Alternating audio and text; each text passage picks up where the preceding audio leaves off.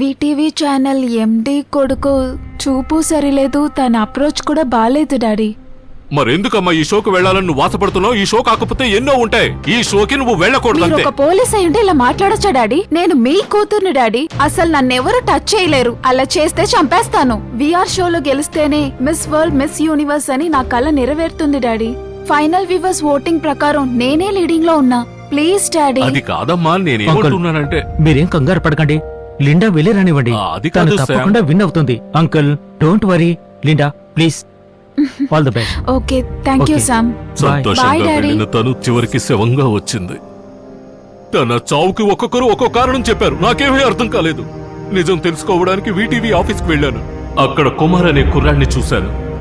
ఆ కుర్రాడే నా కూతురుకు జరిగిన అన్యాయాన్ని చెప్పాడు. లిండా, నేనెవరో నీకు బాగా తెలుసు. రాత్రికి రాత్రే నిన్ను ప్రపంచ సుందరగా చేసేయగలను. నేను చెప్పినట్టు వింటే నువ్వు బాగుపడతావు. చివరిగా ఆలోచించి చెప్పు. నా అందాన్ని నమ్ముకొని అందాల పోటీకొచ్చానే తప్ప నీలాంటి వాళ్ళతో పడుకొని నన్ను నేను పాడు చేసుకొని గెలవాలనుకోలేదు. అది నా ప్రాణం ఉండే వరకు జరగదు. ఇదే విషయం ఇంతకు ముందు వచ్చిన వాళ్ళు చెప్పారు. నా విఆర్ క్యాలెండర్ షో ద్వారానే చాలా మంది మిస్ యూనివర్స్ పోటీలకు వెళ్లి పేరు ప్రఖ్యాతలు సంపాదించుకున్నారు. Linda, understand that. నువ్వు జరిపించే షో మూలంగానే మిస్ వరల్డ్, మిస్ యూనివర్స్ కి వెళ్తారని అనుకోవద్దు. నీలాగా 1000 మంది షో నడుపుతున్నారు. నిజాయితీగా ఉంటే గెలుపు వాలిదే. నా అంబిషన్ ఎలా అచీవ్ చేయాలో నాకు తెలుసు. అది జరగదు, నేను జరగనివ్వను.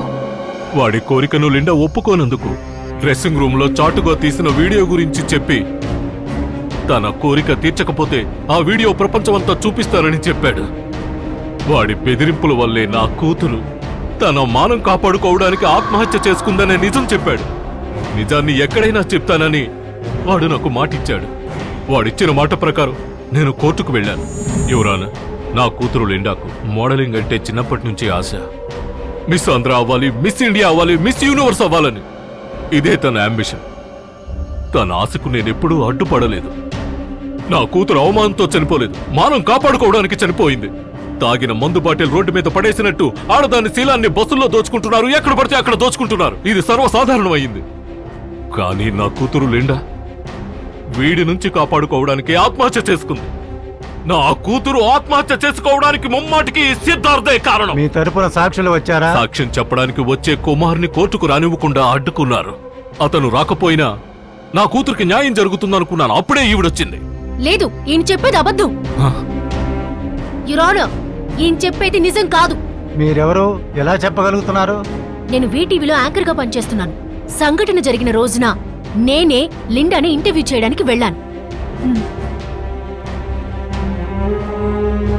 ఇందులోని వీడియోని చూడండి. మా ఎండి సిద్ధార్థ్ రఘునాథ్ మీద కావాలని నింద వేస్తున్నారని మీకే అర్థమవుతుంది. నాకు బ్రతకటమే ఇష్టం లేదు. I just want to die.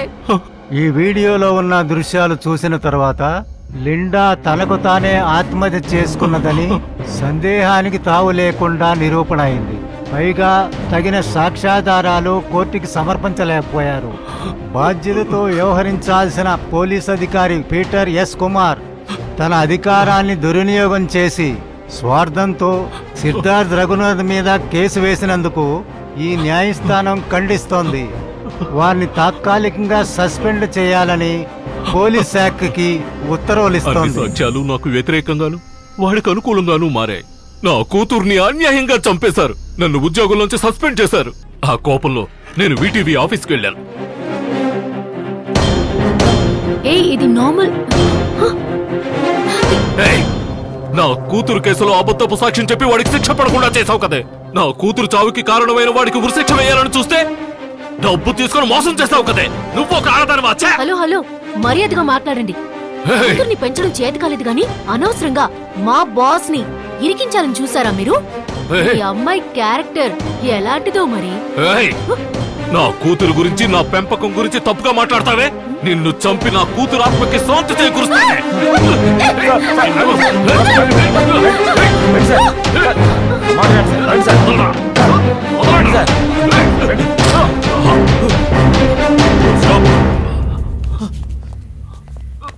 జాగ్రత్త. కూతురు చనిపోయిందన్న బాధలో ఈయన పిచ్చోడైపోయారు. ఇలా నెట్టేస్తారా? పిచ్చా నాకా? అవును, 10 సంవత్సరాలుగా పోలీస్ డిపార్ట్మెంట్ లో ఉండి కూడా నా కూతుర్ని కాపాడుకోలేకపోయాను. అవును, నాకు పిచ్చే. ఐఎమ్ సారీ సార్, పిచ్చి వాళ్ళకి పోలీస్ డిపార్ట్మెంట్ లో పని లేదని మిమ్మల్ని జాబ్ నుంచి డిస్మిస్ చేశారు సార్. డిస్మిస్సా? నాన్న, నేను బాగుంటే మళ్ళీ కేసు వేస్తానని పిచ్చివాడుగా ముద్రించి ఊరు నుంచి తరిమి కొట్టారు. నిజమేంటో తెలుసుకోకుండా మీకు విరుద్ధంగా సాక్ష్యం చెప్పాను. నన్ను క్షమించండి సార్. ఆ రోజు నాకు వ్యతిరేకంగా నువ్వు సాక్ష్యం చెప్పావు, కానీ ఈ రోజు నువ్వు సపోర్ట్ చేసే వ్యక్తికే వ్యతిరేకంగా మారి నా దగ్గరకొచ్చావు. అదేనమ్మా విధి అంటే. సార్, ఆ డివిడీలో ఖచ్చితంగా ఎవిడెన్స్ ఉన్నాయి, కానీ అది ఇప్పుడు మన దగ్గర లేదు. బట్ శామ్ మీకు పంపించిన మెయిల్లో ఏదో ఒక క్లూ ఉందనిపిస్తోంది. హ్మ్? దాన్ని ఓపెన్ చేసి చూసామంటే ఏమైనా తెలియచ్చు. Sir, password Linda Peter. System చాలా స్లోగా ఉంది సార్. చాలా రోజుల నుంచి వాడడం లేదు. ఓ,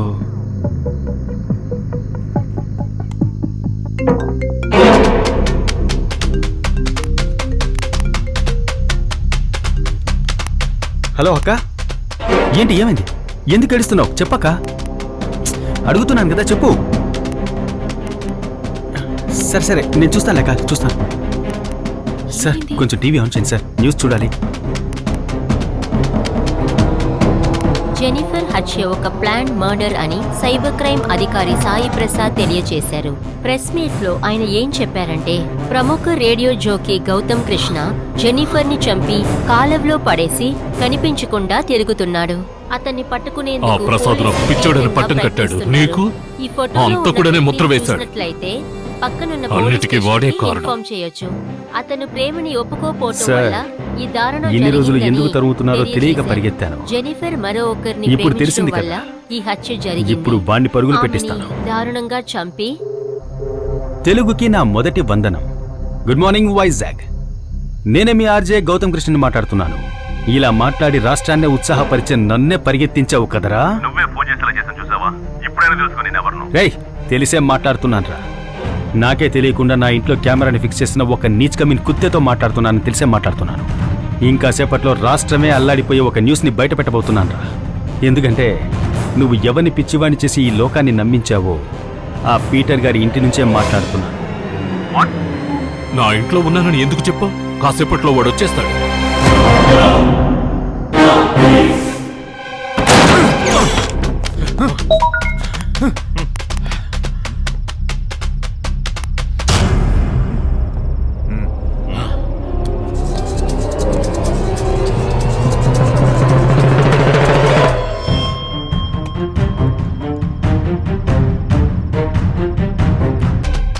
హలో అంకుల్, లిండా హత్యని ఆత్మహత్యని ఎప్పుడు అబద్ధాన్ని నిజం చేశారో అప్పటి నుంచి నేను సిద్ధార్థని ఫాలో అవుతున్నాను.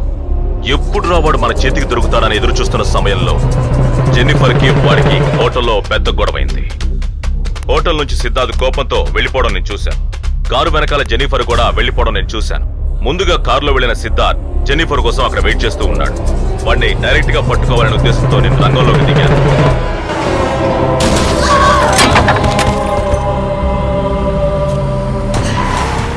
నేను అనుకున్నట్టుగానే తనకి యాక్సిడెంట్ చేసి తన జీవితాన్ని నాశనం చేశాను.